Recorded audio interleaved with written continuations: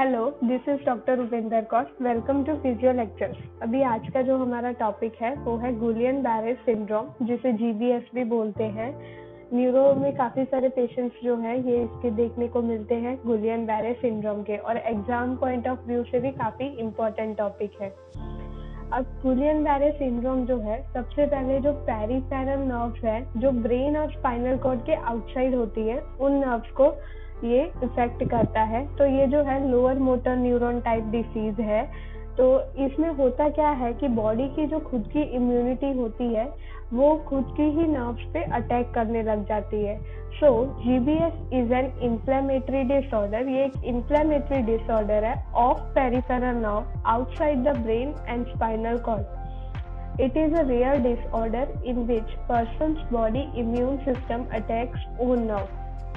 Second है कि ये पोस्ट इन्फेक्शियस पॉलीन्यूरोपैथी जैसा है कि अगर कोई इन्फेक्शन हो गई है उसके बाद कोई बैक्टीरियल इन्फेक्शन हो गई है या वायरल इन्फेक्शन हुई है, उसके बाद मतलब पोस्ट इन्फेक्शियस पॉलीन्यूरोपैथी की तरह भी वर्क करता है, जिसमें मोस्टली जो है मोटर नर्व्स अफेक्ट होती हैं, पर कभी कभी सेंसरी और ऑटोनॉमिक नर्व्स भी अफेक्ट हो जाती है। So it is a post-infectious polyneuropathy involving mainly motor nerves but sometimes also sensory and autonomic nerves. अब GBS के दूसरे भी दो नाम हैं। एक है acute inflammatory demyelinating polyneuropathy। वो इसलिए क्योंकि ये डिसीज जनरली एक्यूट होता है, 2 to 4 वीक्स में हो जाता है। इन्फ्लेमेटरी डीमाइलिनेटिंग क्योंकि पेरिफेरल नर्व्स डीमाइलिनेट होकर इन्फ्लेमेशन होता है और नर्व्स इफेक्ट होते हैं, इसलिए एक्यूट इन्फ्लेमेटरी डीमाइलिनेटिंग पॉलीन्यूरोपैथी बोलते हैं उसे, AIDP। सेकेंड नेम है लैंड्राइस असेंडिंग पैरालिसिस।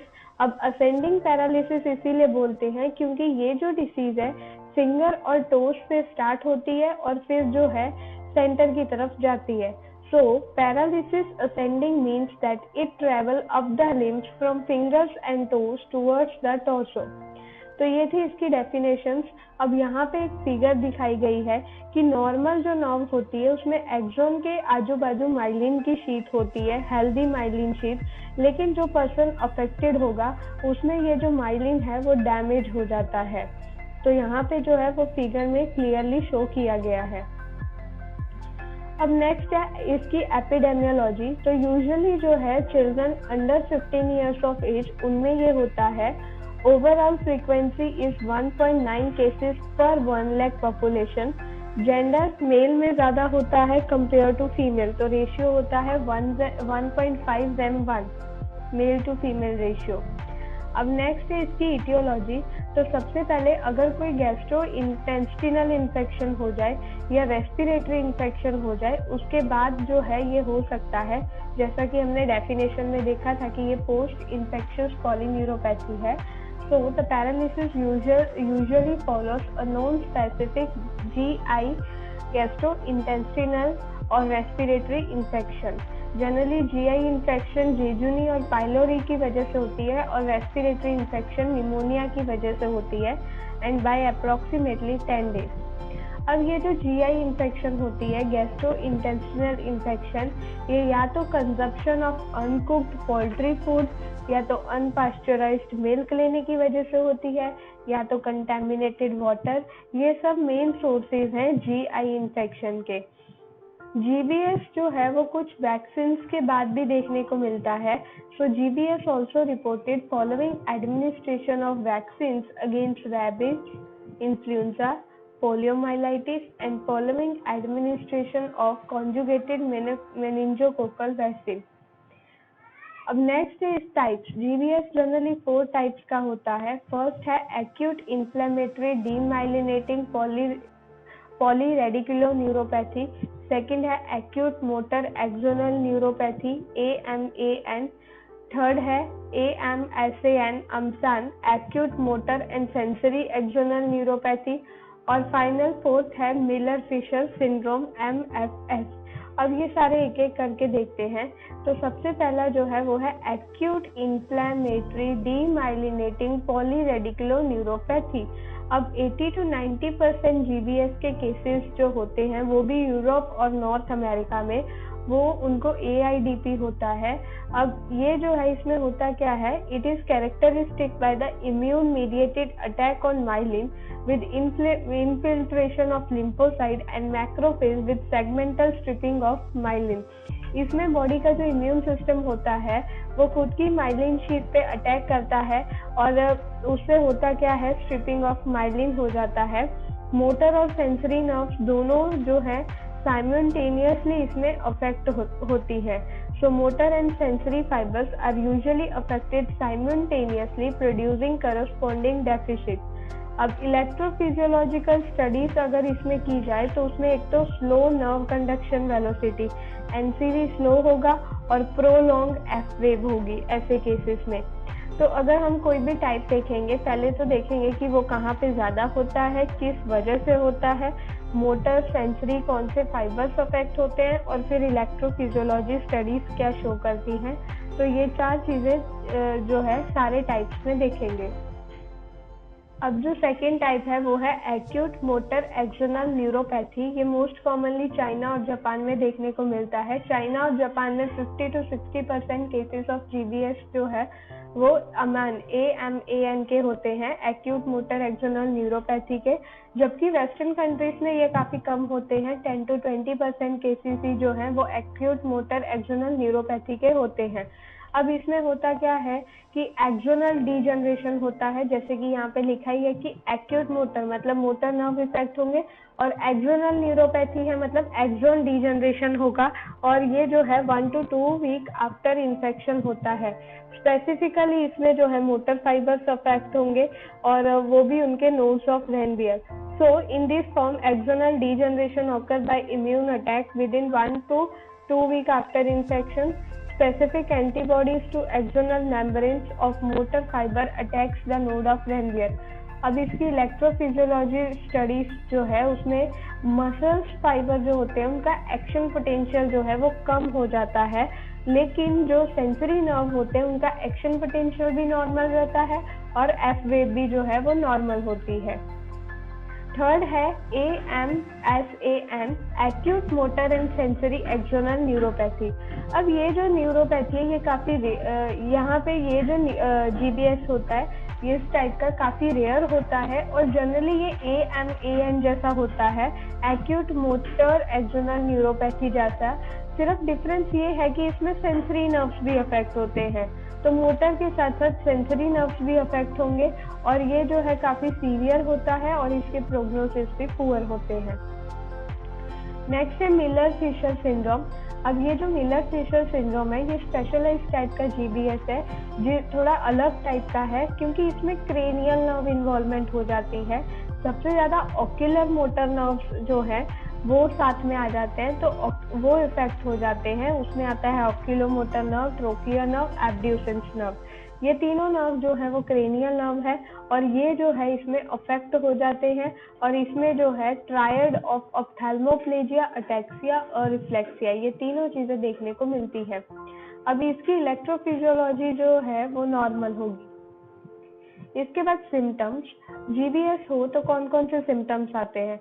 सबसे पहला है pricking, pin and needle sensation in finger, toes, ankle and wrist.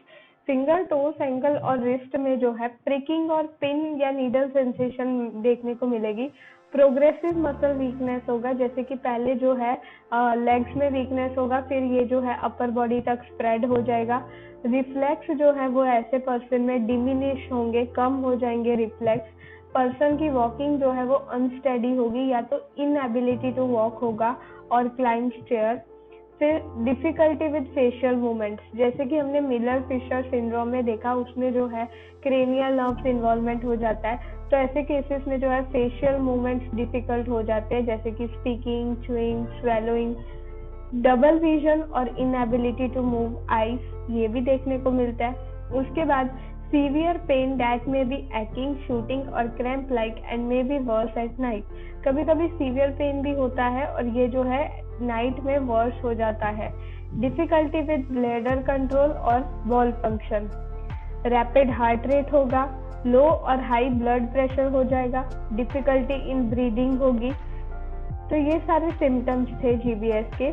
अब डायग्नोस्टिक इवैल्यूएशन मतलब डायग्नोसिस कैसे करें। सबसे पहले पेशेंट की जो हिस्ट्री है वो काफ़ी इम्पोर्टेंट है, उसकी मेडिकल हिस्ट्री, फिजिकल एग्जामिनेशन। अब टेस्ट में जो है एक तो एनसीवी सबसे इम्पोर्टेंट है क्योंकि ये न्यूरोपैथी है, नर्व से रिलेटेड है, तो nerve conduction velocity. Second cerebrospinal fluid examination. Third है इलेक्ट्रोमायोग्राफी स्टडी। तो ये तीनों इम्पोर्टेंट है।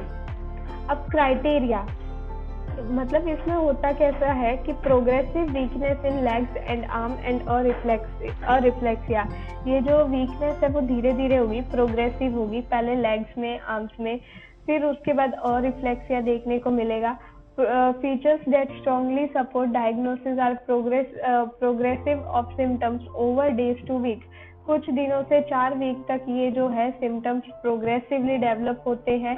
रिलेटिव सिमेट्रिकल सिम्टम्स होते हैं, माइल्ड सेंसरी सिम्टम होते हैं और क्रेनियल नर्व इन्वॉल्वमेंट भी होती है कभी कभी। तो इससे ये इतनी हिस्ट्री हो तो मतलब उससे लगता है कि जीबीएस हो सकता है पर्सन में। अब ट्रीटमेंट में सबसे पहले मेडिकल ट्रीटमेंट देखेंगे, फिर फिजियोथेरेपी ट्रीटमेंट देखेंगे। मेडिकल ट्रीटमेंट में plasma pheresis, high dose immunoglobulin therapy, mechanical ventilator, pain control और सपोर्टिव केयर, ये सब मेडिकल ट्रीटमेंट में आ जाएगा। उसके बाद फिजियोथेरेपी ट्रीटमेंट। अब जीबीएस के पेशेंट जो होते हैं उनमें स्टार्टिंग में फ्लैसिड पैरालिसिस हो जाता है, तो मोस्ट ऑफ केसेस में बेड रिडन होते हैं, तो उनमें रेस्पिरेटरी कॉम्प्लिकेशन, सर्कुलेटरी कॉम्प्लिकेशंस आने के चांसेस है। तो सबसे पहले रेस्पिरेटरी केयर इम्पॉर्टेंट है, तो इसका मेन एम होता है to prevent the respiratory complication. Respiratory complications ना हो, वो रेस्पिरेटरी केयर का मेन मोटिव है। तो इसके लिए हम क्या करवा सकते हैं, पर्सन में ब्रीदिंग एक्सरसाइज करवा सकते हैं। फिर नेक्स्ट जो है chest percussion to remove secretion. अगर पर्सन में सिक्रीशन इकट्ठा हो रहे हैं तो परकशन दे सकते हैं। रेजिस्टिव इंस्पायरेटरी ट्रेनिंग दे सकते हैं। Postural drainage every 2 hour, turning और चेंज इन पोजीशन। फिर सीवियर केसेस हो जिनमें पेशेंट वेंटिलेटर पे हो, तो जैसे ही वेंटिलेटर हटाए तो पेशेंट को एडिक्वेट एक्सटेंशन, इफेक्टिव कफिंग, ये सब जो है उनको बताना होता है। अब रेस्पिरेटरी केयर के बाद जो है मेंटेनेंस ऑफ सर्कुलेशन बहुत इंपॉर्टेंट है। तो सर्कुलेशन के लिए सबसे पहले जो है पैसिव मूवमेंट्स इंपॉर्टेंट है। तो अपर लिम, लोअर लिम सारी उनको पैसिव मूवमेंट करवाएंगे, जिससे सर्कुलेशन भी मेंटेन रहेगा और रेंज ऑफ मोशन भी मेंटेन रहेगी। फिर एफ्लूरस मसाज देंगे लोअर लिम में, तो ये सर्कुलेशन के लिए है। प्रिवेंशन ऑफ प्रेशर सोर्स, अगर पेशेंट बेड रिडन है तो प्रेशर सोर्स होने के चांसेस है, तो ऐसे केसेस में जो है एवरी आवर 2 आवर्स के बाद चेंज इन पोजीशन इंपॉर्टेंट है, like supine to side line. फिर अगर पर्सन में सोर हो गए हैं तो यूवीआर जो है, यूवी रेडिएशन, वो काफ़ी इंपॉर्टेंट होते हैं। अल्ट्रावायलेट थेरेपी देंगे तो उससे जो है हीलिंग आएगी। रिलीफ ऑफ पेन, अभी हमने देखा था पेन प्रिकिंग सेंसेशन हो सकता है या सीवियर पेन एट नाइट, तो उसके लिए जो है सबसे पहले टेंस इंपॉर्टेंट है, ट्रांसक्यूटेनियस इलेक्ट्रिकल नर्व स्टिमुलेशन या फिर massage with passive range of motion. तो ये पेन रिलीफ के लिए था। अब रेस्पिरेटरी कॉम्प्लिकेशन प्रिवेंट हो गए, सर्कुलेटरी कॉम्प्लिकेशन प्रिवेंट हो गए, प्रॉपर पोजीशनिंग भी हो गई। अब उसके बाद जो है इम्पॉर्टेंट है maintain the normal range of movement. Normal range of movement जैसा कि हमने सर्कुलेशन में देखा कि पैसिव मूवमेंट, तो फुल रेंज ऑफ मोशन की पैसिव मूवमेंट देनी है at least 3 times in a day, वो भी hip, shoulder, wrist, ankle, feet, ये सब पे। प्रॉपर पोजीशन मेंटेनिंग बहुत इंपॉर्टेंट है। उसके लिए क्या किया जाता है, या तो सैंड बैग और पिलोस यूज किए जाते हैं ताकि पेशेंट जो है वो प्रॉपर पोजीशन में रहे, या तो लाइट स्प्लिंट जो प्लास्टिक रोड के बने हुए होते हैं, ऐसे स्प्लिंट यूज होते हैं जो पेरिफेरल जॉइंट्स को कंफर्टेबल और फंक्शनल पोजीशन में रखते हैं। अब एक बार इतना आ जाए तो उसके बाद स्ट्रेंथ और एंडोरेंस ट्रेनिंग इम्पॉर्टेंट है। सबसे पहले स्ट्रेंथनिंग के लिए हम कुछ उनको एक्सरसाइज करवाएंगे, like isometric exercise, isotonic exercise, isokinetic exercise. Endurance training में क्या करवाएंगे, प्रोग्रेसिवली एक्सरसाइजेस की इंटेंसिटी और ड्यूरेशन जो है वो धीरे धीरे बढ़ाते जाएंगे, जिससे पर्सन में एंडोरेंस ट्रेनिंग होगी। इसके बाद फंक्शनल ट्रेनिंग इम्पॉर्टेंट है। फंक्शनल ट्रेनिंग में पर्सन को dressing, washing, bed mobility, transfers, ambulation activity ये सब सिखाना होगा। और उसके अलावा बैलेंस एंड प्रोप्रियोसेप्शन भी इम्पॉर्टेंट है, जिसके लिए मोटर कंट्रोल के लिए PNF टेक्निक करवाई जाती है। असिस्टिव डिवाइसेस पर्सन को दे सकते हैं ताकि वो किसी पे डिपेंडेंट ना रहे, खुद का ज़्यादातर काम खुद कर सके। तो असिस्टिव डिवाइसेस में व्हील चेयर्स, वॉकिंग स्टिक, क्वाड्रूपोड्स वो सब दे सकते हैं, जिससे पर्सन जो है सेफली एम्बुलेट कर सके। तो ये था GBS के बारे में। अगर आपको मेरा वीडियो अच्छा लगा तो लाइक एंड शेयर ज़रूर करें और मेरे चैनल को सब्सक्राइब करें। Thank you.